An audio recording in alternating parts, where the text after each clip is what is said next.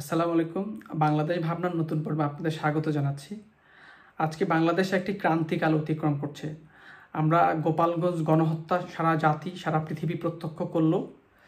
সেনাবাহিনীর বর্বরতা, এই সেনাবাহিনীর বর্বরতা আমরা দেখতে পেয়েছি, যে সেনাবাহিনী মুক্তিযুদ্ধের মাধ্যমে জন্মগ্রহণ করেছে, মুক্তিযুদ্ধের মাধ্যমে যাদের জন্ম হয়েছে, সেই সেনাবাহিনী দুর্ভাগ্যজনক হচ্ছে। মানুষ এখন প্রশ্ন করছে গোপালগঞ্জ গণহত্যার পরে, যখন তারা মানুষকে তাদের এই সেনাবাহিনীর পায়ের নিচে সাধারণ মানুষের বুক এবং মুখ পিষ্ট করছে, এই সেনাবাহিনী যখন টেনে হেঁচড়ে 71 সালের মানুষের মতো লাশ নিয়ে যাচ্ছে, এই সেনাবাহিনী যখন 144 ধারা জারি করে নিরস্ত্র নিরীহ মানুষের উপরে গালি দিয়ে গুলি করছে, তারপরে 44 ধারা জারি করে রাতের অন্ধকারে 1971 সালের 25শে মার্চের কাল রাতের মতো প্রতিটি ঘরে ঘরে ঢুকে পুরুষদেরকে তুলে নিয়ে যাচ্ছে, নৃশংসভাবে নিপীড়ন করছে এবং তুলে নিয়ে যাচ্ছে।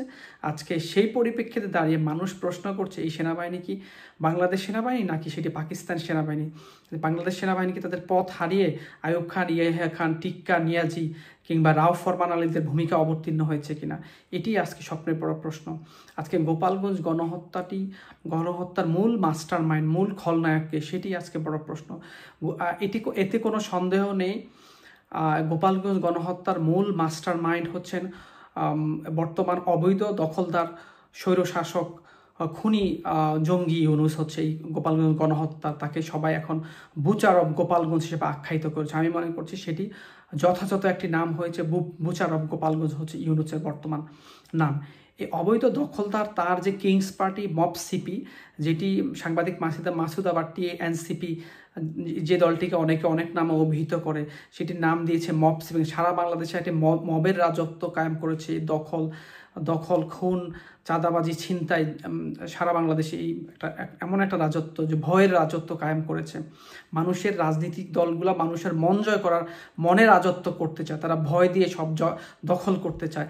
তারা জুলাই, তথাকথিত 2024 সালের জুলাই আগস্ট চক্রান্তের মাধ্যমে চক্রান্তের যেই সামনের ফেজগুলো, জামাতের সি টিম, এই মব সিপি, যিনি মার্কিন ডিপ স্টেট যাদেরকে তৈরি করেছে, এই মব সিপিকে যখন কিংস পার্টি হিসেবে তৈরি করলো ইউনূস, এই কিংস পার্টির কোনো 100-200 মানুষ হয় না। সারা বাংলাদেশে জামাত, শিবির, হেফাজত তাদেরকে লোক সাপ্লাই দেয়। গোপালগঞ্জে তারা সারা দেশে জুলাই পদযাত্রা করছে, গোপালগঞ্জে তারা সেখানে উস্কানি দিচ্ছে। গোপালগঞ্জ তারা মুজিববাদী জাতির পিতা বঙ্গবন্ধুর যে দর্শন, যিনি বাংলাদেশকে তৈরি করেছেন, তা গোপালগঞ্জের যিনি জন্মগ্রহণ করেছেন, যে বাংলাদেশে ভূমিপুত্র তিনি, সেখানে গিয়ে তারা আগে থেকে উস্কানি দিচ্ছে। তারা ফেসবুকে স্ট্যাটাস দিচ্ছে, সার্জিস আলম সহ অন্যরা, যে তারা নাহিদ ইসলাম, তারা মার্চ টু গোপালগঞ্জ করবে। কেন মার্চ টু গোপালগঞ্জ করবে? জুলাই পদযাত্রা কেন মার্চ টু গোপালগঞ্জ?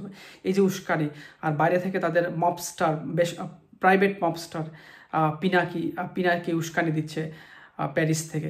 এই যে তাদের আস্ফালন মানুষ অবাক বিস্ময় লক্ষ্য করলো। সেখানে তারা কোনো রাজনৈতিক দলকে কেউ দেখেনি সামরিক কনভয় দিয়ে পাহারা দিতে, যেটি জেনারেল এরশাদ এবং জেনারেল জিয়া দুটি সামরিক গর্ব ক্যান্টনমেন্ট থেকে দুটি দল করেছেন, বিএনপি এবং জাতীয় পার্টি। তারাও কোনোদিন সাময়িক কনভয় ব্যবহার করে রাজনৈতিক প্রচারণা চালিয়েছেন, জনসভা করেছেন, সভা করেছেন, কেউ বলতে পারবে না।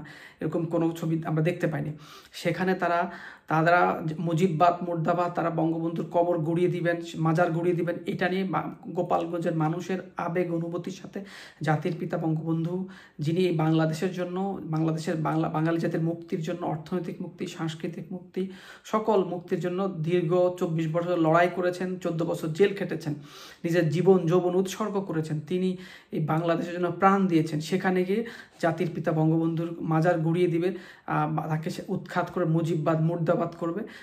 বাংলাদেশের গোপালগঞ্জের সাধারণ মানুষ, তারা আওয়ামী লীগের নেতাকর্মীদেরকে ইতিমধ্যে ইউনূস বাহিনী 4 লক্ষ নেতাকর্মী গ্রেপ্তার করেছে। জেলে কোনো জায়গা নেই, সেখানে কোনো মানুষ নেই। সাধারণ মানুষ ফুঁসে উঠেছে, তারা স্টেজ ভেঙেছে। বিনা একটা সিভিলিয়ানদের উপরে, যাদের হাতে কোনো অস্ত্র নেই, তাদেরকে পুলিশ, সেনাবাহিনী মিলে নির্বিচারে গুলি চালিয়ে হত্যা করেছে। আমরা অবাক বিস্ময় লক্ষ্য করলাম। এই সেনাবাহিনীর সদস্যরা গালি দিয়ে তাদেরকে এটা যে বাংলাদেশ সেনাবাহিনী এটা বোঝার কোনো উপায় নাই। মনে হচ্ছে যে আমরা 71 সালে পাকিস্তান সেনাবাহিনী যেরকম দখলদার আমাদের মানুষের উপর গণহত্যা চালিয়েছে, 2 লক্ষ মা বোনের ইজ্জত, 30 লক্ষ মানুষকে হত্যা করেছে, বাড়ি ঘরে 25শে মার্চে কালো রাতে হত্যা করেছে, প্রতিটা মানুষের বাড়িতে ঘরে ঢুকে ঢুকে হত্যা করেছে, ঠিক সেরকম একটি অবস্থা আমরা দেখতে পাই। তারা বহু মানুষের লাশ গুম করেছে, বহু মানুষের লাশ, কোনো লাশের ময়নাতদন্ত হয়নি, পাঁচজন মারার খবর মিডিয়া প্রকাশ করেছে, অসংখ্য মৃতদেহ তারা নিজেরা কবর দিয়েছে অথবা কবর দিতে বাধ্য করেছে, তাদের ময়নাতদন্ত করা হয়নি। এমন একটি নৃশংস পরিস্থিতিতে আমরা অবাক হয়ে দেখলাম যে এই গণহত্যার জন্য দায়ী কে। আজকে আমরা যখন দেখি পুলিশ কন্ট্রোল রুম থেকে আসিফ নজরুল আইন উপদেষ্টা হয়ে, অবৈধ আইন উপদেষ্টা এবং ক্রিয়া উপদেষ্টা আসিফ মাহমুদ সজীব ভুঁইয়া, সে কিভাবে এই পুলিশ কন্ট্রোল রুমে ঢুকে, স্বরাষ্ট্র উপদেষ্টা পুলিশ কন্ট্রোল রুমে থাকতে পারে, এই দুজন কিভাবে সেখানে গণহত্যার নির্দেশ দিচ্ছে পুলিশ কন্ট্রোল রুমে দেখে ঢুকে, সেটি আবার ডট ডট করে আওয়ামী লীগের ভেঙে দেওয়া হবে, এটা দিয়ে গর্ব করে স্ট্যাটাস দিচ্ছে আসিফ মাহমুদ সজীব ভুঁইয়া। মানে আর জুলাই আগস্টে গত বছর জঙ্গিরা যখন বাংলাদেশ দখল করে, মার্কিন ডিপ স্টেটের নেতৃত্বে ইউনুস বাহিনী, তখন কিন্তু আমরা দেখতে পাই তখন তারা সেটার জন্য জাতির পিতা বঙ্গবন্ধু কন্যাকে গণহত্যাকারী, মানবতা বিরোধী অপরাধ এবং অভিহিত করছেন। তিনি তো এরকম পুলিশ কন্ট্রোল রুম করে এরকম তিনি পর্যবেক্ষণ করে হত্যার নির্দেশ দেননি, কিংবা স্বরাষ্ট্রমন্ত্রীকে এরকম কোনো ছবিতে আমরা দেখতে পাইনি। আজকে আমরা যখন দেখতে পাই নিজেরাই তারা সদম্বে আজকে ঘোষণা করছেন তারা কীভাবে গোপালগঞ্জে গণহত্যা চালিয়েছেন, দমন করেছেন, মানুষকে নির্বিচারে গুলি চালিয়েছেন। আমরা অবাক লাগে যে নিরীহ দিনমজুরদেরকে তারা হত্যা করে একটা ভয়ের ত্রাসের রাজত্ব কায়েম করেছে, যখন তারা 144 ধারা দিয়ে প্রতিটি ঘরে ঘরে পুরুষদেরকে গ্রেপ্তার করেছেন। আমরা গোপালগঞ্জের আদালত পাড়ায় হাজারি দেখতে পেয়েছি, নারী শিশুরা তাদের বাবা ভাই স্বামীদেরকে খুঁজে বেড়াচ্ছেন, পুরো জেলা কারাগার ভরে গেছে, যাদের গ্রেপ্তার করা হয়েছে, গুম করা হয়েছে, তারা কোথায় আছেন তাদের কোনো হদিস নাই। এই একটি ভয়ঙ্কর অবস্থায় আজকে বাংলাদেশ উপনীত হয়েছে। আজকে সেই গোপালগঞ্জে যেহেতু বঙ্গবন্ধুর ভূমি, বঙ্গবন্ধু কন্যা শেখ হাসিনা তিনি জন্মগ্রহণ করেন, গোপালগঞ্জের সাধারণ মানুষ যেই পুরো বাঙালি জাতিকে, বাংলাদেশের প্রতিটি প্রান্তের মানুষকে জাগিয়ে দিয়েছেন, তারা আজকে তাদেরকে সাহস সঞ্চারিত করেছেন।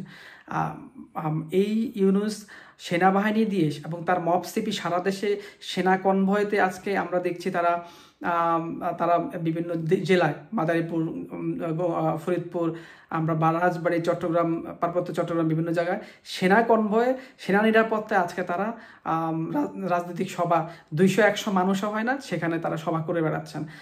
এইভাবে করে একটি রাজনৈতিক দল প্রতিষ্ঠা করবেন। অনেকে বলছে এই গোপালগঞ্জের ঘটনাটি তাদের ইউনুস এবং মপসিপির চক্রান্ত। তারা মূলত মার্কিন যুক্তরাষ্ট্রের সাথে একটা নন ডিসক্লোজার একটি চুক্তি করছেন, বাণিজ্য চুক্তির আড়ালে, যেটি আসলে মানুষ যেন সেটি নিয়ে জানতে না পারে। দ্বিতীয় আরেকটি বিষয় হলো সারা দেশে একটি বিশৃঙ্খল অবস্থা, হত্যা, রাহাজানি পরিস্থিতি তৈরি করে, যেহেতু বিএনপি সহ অন্য অপরাপর দল নির্বাচন চাচ্ছে ফেব্রুয়ারির মধ্যে, সেই নির্বাচনকে যাতে ভণ্ডুল করা যায়। ইতিমধ্যে আমরা মপসিপির আব্দুল হান্নান মাসুদ এবং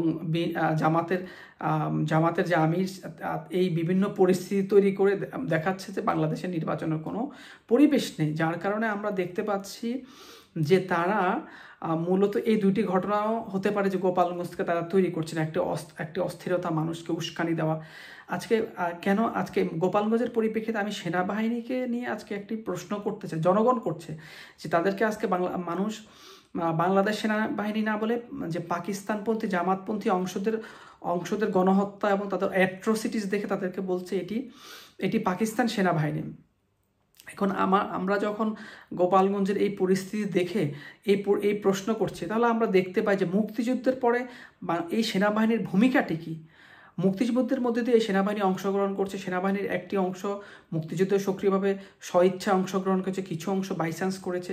তারপরে আমরা দেখতে পাই যে যখন জাতির পিতা বঙ্গবন্ধু শেখ মুজিবুর রহমান যখন 16 ডিসেম্বর বিজয়ের পর তিনি পাকিস্তান থেকে কারাগার থেকে মুক্ত হয়ে আসলেন, তিনি যে পাকিস্তান থেকে সেনাবাহিনীর যে অংশটি পাকিস্তানের আমাদের এখানে যুদ্ধে যোগ না দিয়ে কিংবা পাকিস্তানে ফেরত আসলেন, তিনি উদারতার পরিপ্রেক্ষিতে ক্ষমা করে সেনাবাহিনীতে তাকে যুক্ত করলেন, সিভিল প্রশাসনে যুক্ত করলেন অনেক অংশকে।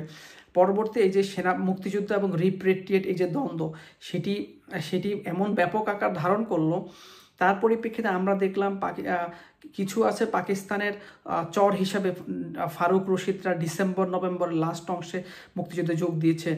তারা 73 সাল থেকে যে তৎকালীন মার্কিন রাষ্ট্রদূত ইউজিন বোস্টার এবং সিআইয়ের যে স্টেশন চিফ যে ফিলিপ চেরি, তাদের সাথে যুক্ত হয়ে তার সাথে ফারুক রশিদ, ডালিমরা, জিয়াও ছিল তার সাথে, যে তারা জাতির পিতা বঙ্গবন্ধুকে 75 15 আগস্ট হত্যা করলো যাতে বাংলাদেশ দাঁড়াতে না পারে, যেহেতু মার্কিন যুক্তরাষ্ট্র চায়নি বাংলাদেশ জন্মগ্রহণ করুক। তারপরে তারা